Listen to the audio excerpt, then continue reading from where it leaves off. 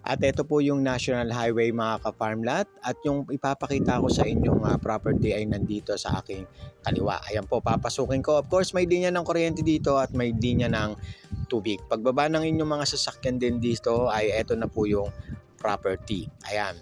At bago ako magpatuloy, huwag niyo po sanang kalimutan mag-subscribe at pindutin na rin ang notification bell para lagi po kayong nauuna sa tuwing mag-upload po kami ng mga bagong videos. At ito na mga ka-farmlat, yung harapan po nito, yung frontage nito ay nasa 20 meters.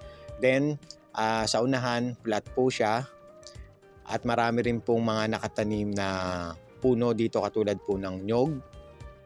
Meron din po ditong kayumito, tapos yung gemelina, tapos yung good lumber, at meron din po ditong mga anahaw, saging, meron din po mga ka-farmlat. Then mga ka-farmlat, yung likod po nito, ayan, nakikita nyo may konting hilly siya or slope Then pero napakaganda po ng property na ito dahil sa taas nito, pwede kayong magtayo ng inyong bahay bakasyunan. At ngayon pag-usapan naman po natin yung iba pang mga detalye.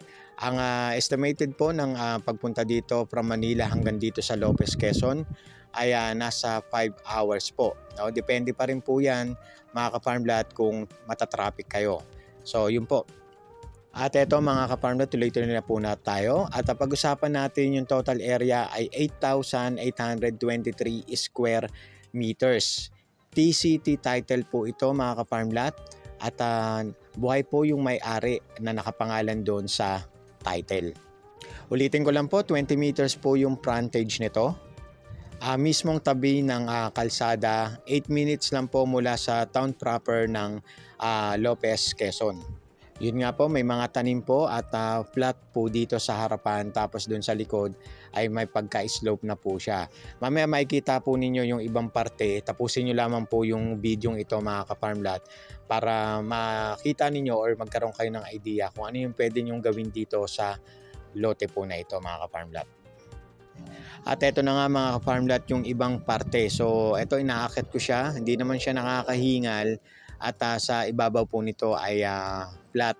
So tamang-tama po ito sa inyong magiging rest house o bahay bakasyunan, or depende pa rin po sa inyo kung anong gusto po ninyong gawin dito sa lupa na ito. Ayan mga ka-farmlat, sariwa din po yung hangin dito at malamig din po, kahit although sabihin natin tag-init po tayo ngayon ay talagang nakaka-relax pa rin po dahil po sa dami ng mga puno na nandito. Ayan, nakikita ninyo mga ka-farmlat ayan.